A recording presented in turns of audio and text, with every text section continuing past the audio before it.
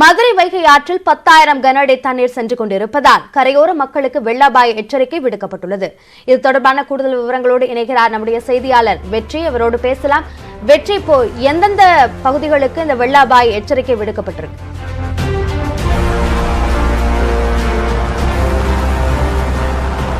அபிநயா, மதுரை வைகை ஆற்றில் இரண்டு கரைகளையும் தொட்டு ஆர்ப்பரித்து தண்ணீர் செல்லக்கூடிய ஒரு கண்கொள்ளா காட்சி இது.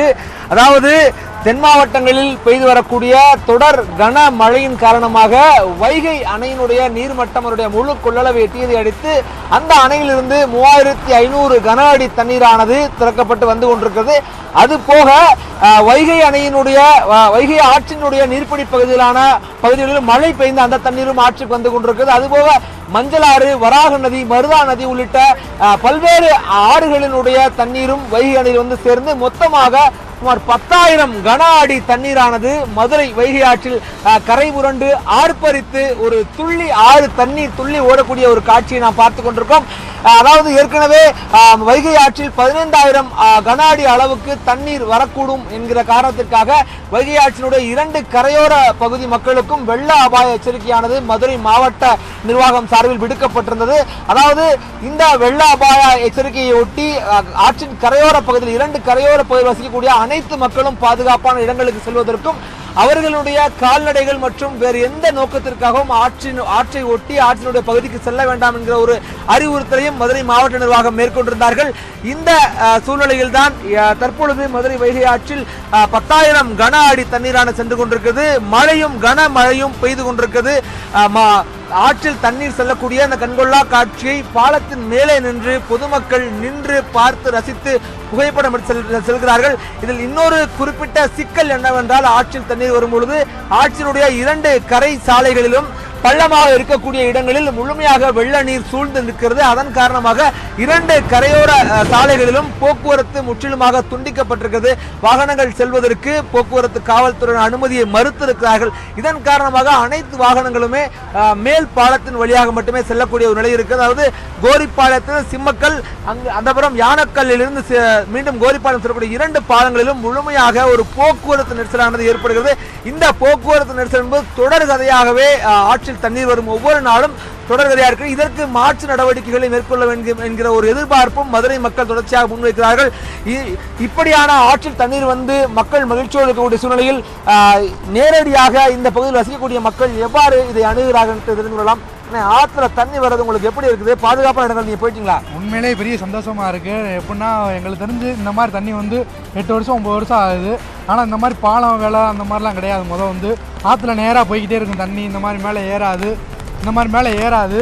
ஆனால் இப்போ பார்த்தீங்கன்னா ரொம்ப சந்தோஷமா இருக்குது. இப்படிலாம் தண்ணி போனால் எங்களை தாண்டி இருக்க இந்த மானாமதுரை, இந்த பரமக்குடி இங்கிட்ட உள்ள கிராமத்தில் பார்த்தீங்கன்னா உங்களுக்கு இந்த விவசாயம் நல்லா பெருகும். அதெல்லாம் காட்டி பெரிய சந்தோஷமே. நாங்கள் தண்ணியை ரொம்ப நேரம் கழிச்சு மழையோடு ரசிக்கிறது தான் பெரிய சந்தோஷமே. அது மாதிரி சந்தோஷம் எங்களுக்கு எங்கேயுமே கிடைக்காது. ஆனால் வரணும், இது வந்து வரணும். தண்ணி எப்படியா வந்துகிட்டே இருக்கணும்.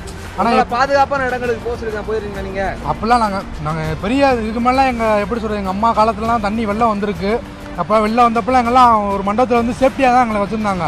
நான் கை குழந்தையாக இருந்திருப்பேன். சரி, சேஃப்டியாக தான் வச்சுருந்தாங்க. என்ன சேஃப்டி பண்ணியிருக்காங்க? இப்போ சொல்லியிருக்காங்க, எச்சரிக்கை விட்டுருக்காங்க. கண்ணாடி தண்ணி வருது, கொஞ்சம் பார்த்துருங்க கரையோரம்னா. அந்தளவுக்கு எங்களுக்கு வந்து, ஏன்னா நாங்கள் வந்து சந்தேகப்படல. ஏன்னா இவ்வளோ நாள் வரல, தண்ணி வரல. ஆனால் இந்த அளவுக்கு ஏறுமான்னு எங்களுக்கு ஒரு சந்தேகம் தான். ஏறாது எங்களுக்கு தெரிஞ்சு. இவ்வளோ தூரம் நாங்கள் வந்து தண்ணி ஏரியாக்குள்ளே பூந்துச்சுன்னா நாங்கள் காலி பண்ணி போக சந்தோஷம் தான் எங்களுக்கு வந்து. ஆனால் எப்படி சொல்கிறது, இந்த பாலத்துலாம் பார்த்தீங்கன்னா இந்த மாதிரி தண்ணி வந்தாலே பல பேர் வந்து சிறுவர்கள் வந்து எவ்வளோ பேர் அறியாமல் விழுகிறது, தெரியாமல் விழுகிறது. செருப்பு காண்டிலாம் சின்ன போய் சத்தியா கண்ணால் பார்த்தோம். ரெண்டா அப்படி பண்ணுறப்ப தூம்பா இருந்துச்சு. அப்போ வந்து தூம்பான கண் பாலமாக ரவுண்டாக இருக்கும், அது இருந்துச்சு. இப்போ பார்த்தீங்கன்னா அதெல்லாம் சந்தோஷமாக பாலம் மாதிரி ரெடி பண்ணி எவனும் சாகிற அளவுக்கு இல்லாமல் சந்தோஷமாக ரெடி பண்ணி சூப்பராக வச்சுருக்காங்க. இதுவே எங்களுக்கு பெரிய சந்தோஷம் தான். தண்ணி யாருக்கு சேஃப்டியாக தான் இருக்குது எங்களுக்கு தெரிஞ்சு. இப்போ உள்ள நிலைமை ரொம்ப சேஃப்டியாக இருக்குது. அதுபோக காவல்துறையும் சொல்லிக்கிட்டே இருக்காங்க, இந்த மாதிரி எல்லோரும் ஒதுங்குங்க, மீன் பிடிக்கிற மக்கள் பூரா ஏறிக்கோங்க அப்படின்னு. நாங்களும் ஏறிக்கிட்டோம். நான் வரைக்கும் மீன் தான் பிடிச்சிக்கிட்டு தான் ஏறிக்கிட்டோம் சட்டுன்னு. அவ்வளோதான், அப்படியே இருக்கணும். வாழ்க்கை சந்தோஷமாக இருப்பா. தண்ணி இன்னும் வரணும், வந்தால் தான் விவசாயத்துக்கெலாம் பெருகும், நல்லா சந்தோஷமாக இருக்கும். மக்கள்னாலே சந்தோஷம் தான். அங்கிட்டலாம் பார்த்தீங்கன்னா நம்ம கூட நான் இந்த அளவுக்கு இல்லை. அதாவது மதுரை மக்களுக்கு தண்ணீரை வைகை ஆற்றில் இரு கரைகளையும் ஒட்டி தொட்டு கரை புரண்டு ஓடக்கூடிய, ஆர்ப்பரித்து ஓடக்கூடிய தண்ணீரை பார்த்து மகிழ்வது என்பது அவர்களுக்கு எல்லையில்லாத ஒரு மகிழ்ச்சி அளிக்கிறது என்பதை நம்மிடம் பேசிய நபர் சொல்வதை தெரிந்து கொண்டோம். மேலும் அவர்களுக்கு பாதுகாப்பான இடங்களுக்கு செல்வதற்குண்டான அறிவுறுத்தல்கள் எச்சரிக்கையானது மாவட்ட நிர்வாகம் சார்பிலும் காவல்துறை சார்பிலும் மேற்கொள்ளப்பட்டு வருகிறது என்று தெரிவித்தார்கள். தற்போது வரைக்கும் கூடுதல் எச்சரிக்கை விடுக்கப்பட்டு மக்கள் பாதுகாப்பான இடங்களில் தான் தங்க வைக்கப்பட்டிருக்கிறார்கள். அவர்களுக்கு தேவையான அந்த போதிய எச்சரிக்கை நடவடிக்கைகளையும் மாவட்ட நிர்வாகம் மேற்கொண்டிருக்கிறது என்பதை அந்த நபர் பேசியதிலும் தெரிந்து கொள்ள முடிகிறது.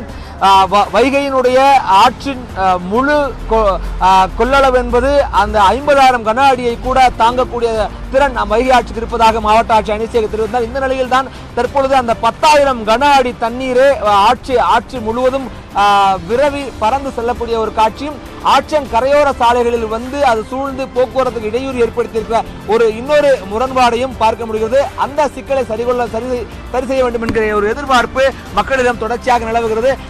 அந்த சிக்கலையும் சரி செய்யும் நடவடிக்கைகளை மாவட்ட நிர்வாகம் மேற்கொள்ளும் என்ற ஒரு நம்பிக்கையும் நிலவுகிறது.